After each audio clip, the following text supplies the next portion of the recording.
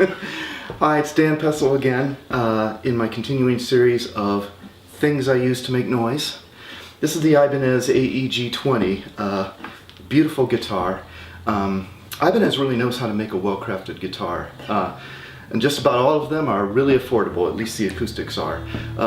Even a struggling artist like Joe Satriani can afford one. We got this so that I would have a more portable, smaller guitar to take on gigs if I ever decide to start gigging. This is a plug-in, acoustic electric, Fishman pickups and preamp, top-notch stuff there. It's got a thin body and it doesn't project as well as the full-side Dreadnought, my Yamaha might, but it's very versatile instrument, and I found it to be worthy in the recording studio as well as on stage. So now the top of this guitar is sycamore, what they call flamed sycamore. It's got this beautiful figuring. The sides and the back and the neck are all mahogany. Ibanez really does some beautiful finishes on their acoustics, on all their guitars, but particularly their acoustics. This is called a VV, I believe that stands for vintage violin.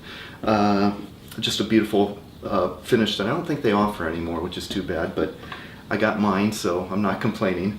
Dave Karen, a good friend of mine, plays an instrument just like this. You might be able to find him on YouTube. Great songwriter, great player, and a fan of Ibanez acoustics just like I am.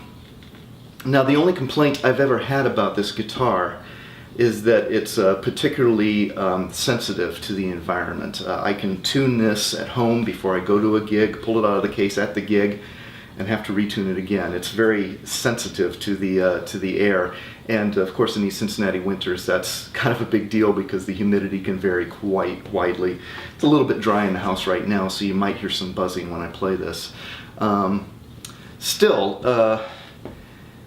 it plays more comfortably than any other guitar that I have in my arsenal right now. And one thing I like to do when I'm recording with my acoustics is to put them into different chord structures. If I use the Yamaha uncapoed, then I'll often back it up with the Ibanez with the capo up and playing different chord fingerings that end up being the same chords. For instance, the Yamaha part on This Is Spacetime starts out in standard G fingering.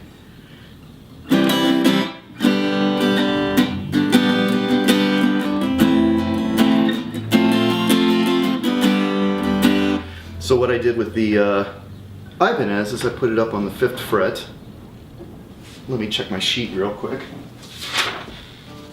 Always write down what you're going to do when you go into the recording studio, save some time and money. Yeah. So, different fingerings with the same chords.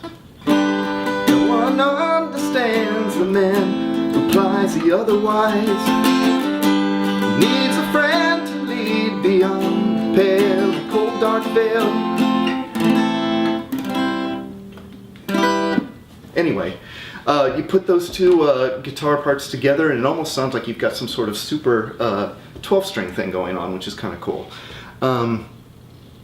Anyway, I think I used this guitar as well to good effect on Blue Shoes off the Dan Pessell album. Let's see, that was...